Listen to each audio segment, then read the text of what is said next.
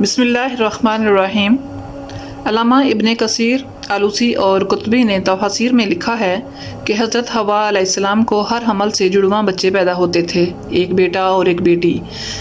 یہ دونوں ہی سگے بہن بھائی ہوتے تھے، جبکہ پہلے حمل سے پیدا ہونے والا بیٹا دوسرے حمل سے پیدا ہونے والی بیٹی سے شادی کر سکتا تھا۔ حضرت آدم علیہ السلام کی سلبی اولاد کے درمیان ایک بطن کا دوسرے بطن سے نکاح جائز تھا۔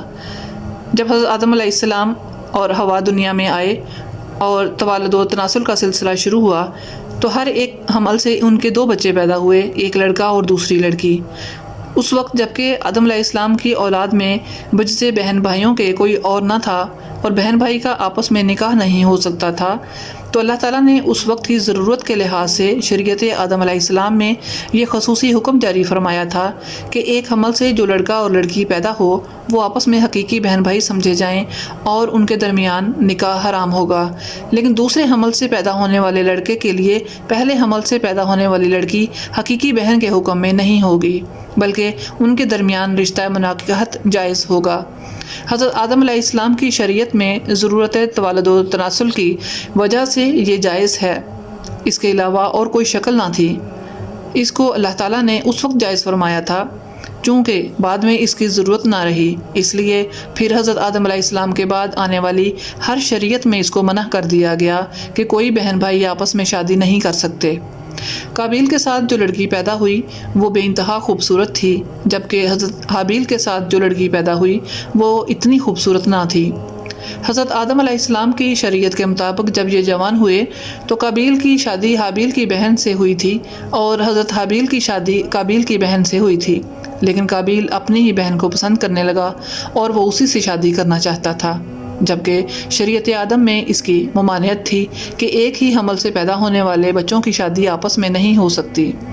لہٰذا جب یہ صورتحال زیادہ بگڑ گئی تو حضرت آدم علیہ السلام نے ان دونوں کو اللہ کی راہ میں قربانی پیش کرنے کو کہا اور بتایا کہ جس کی قربانی کو آسمان سے آگ آ کر کھا جائے تو سمجھنا کہ اس کی قربانی قبول ہو گئی۔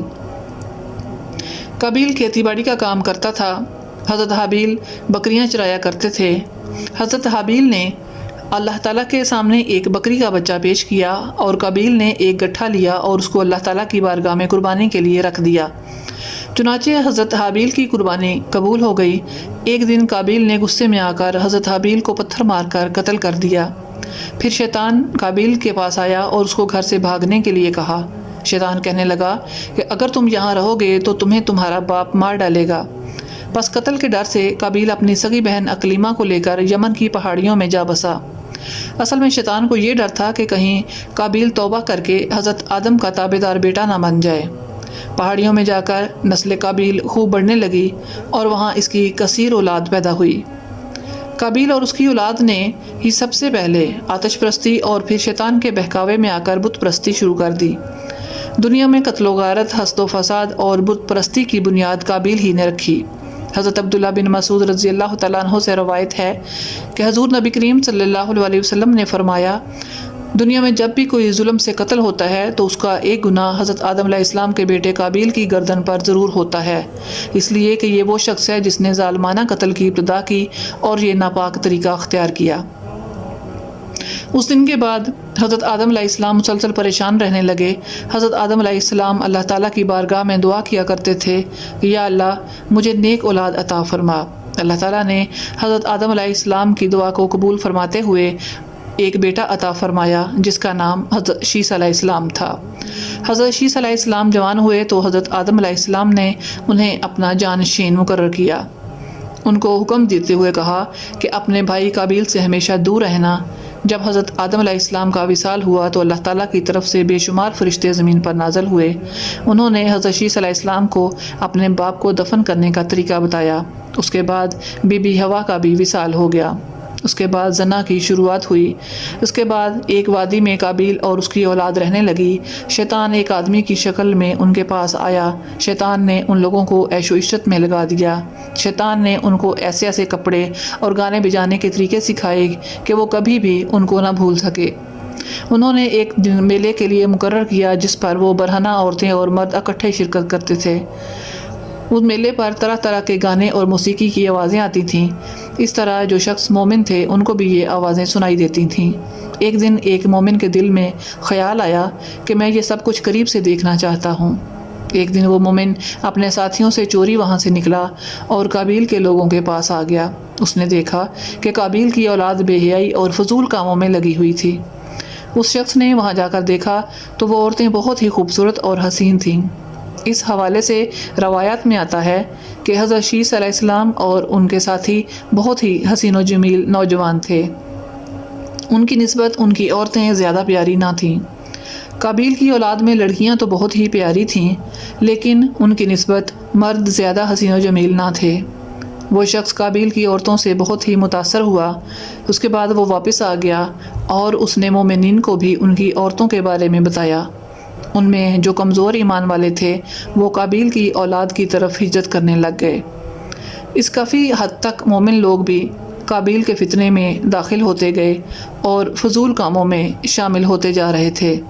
اس طرح وہ ایک دوسرے کی طرف مائل ہوتے جا رہے تھے، جہاں سے زنا جیسے کبیرہ گناہ نے جنم لیا۔ روایات میں آتا ہے کہ حضرت شیس علیہ السلام کے ساتھ رہنے والے ساتھیوں کی تعداد بہت ہی کم رہ گئی تھی، جبکہ قابیل کا گروہ کافی مضبوط اور طاقتور ہو چکا تھا۔ وہ حضرت شیس علیہ السلام اور ان کے ساتھیوں کو تنگ کرتے رہتے تھے، ان کو طرح طرح کی تکلیفیں دیا کرتے تھے۔ حضرت آدم علیہ السلام نے وفات کے وقت حضرت شیس علیہ السلام کو نصیحت کی تھی کہ اے میرے جانشین، میرے بعد تقوی اختیار کرنا اور اپنی نسل کو قابیل سے پاک رکھنا۔ ایسا ہی ہوا۔ حضرت شیس علیہ السلام نے شادی سے انکار کیا، جس پر قابیل کے بیٹے حضرت شیس علیہ السلام کی اولاد میں سے ایک لڑکی کو اٹھا کر لے گئے، جس پر حضرت شیس علیہ السلام نے اللہ کے حکم سے قابیل کے لشکر پر حملہ کیا اور ان کو تہس نہس کر کے لڑکی کو آزاد کروا لیا۔ مسلمان، یہودی اور عیسائی اس بات پر متفق ہیں کہ اس وقت دنیا میں جتنے بھی لوگ موجود ہیں وہ نسل شیس علیہ السلام سے ہیں، کیونکہ حابیل 20 سال کی عمر میں شہید کر دیے گئے تھے، ان کا کوئی جانشین نہ تھا۔ قابیل اور اس کی اولاد شیطان کی پیروکار بنی، جس کو طوفان نوح میں غرق کر دیا گیا تھا۔ اس لیے نسل انسانی صرف اور صرف حضرت آدم علیہ السلام کے تیسرے بیٹے حضرت شیس علیہ السلام سے ہے۔ اگر دیکھا جائے تو زنا اس وقت ہی شروع ہو گیا تھا جب قابیل اپنی بہن اکلیمہ کو لے کر وہاں سے بھاگ گیا تھا اور اس نے اپنی بہن کے ساتھ ہی اپنی اولاد کو جنم دیا۔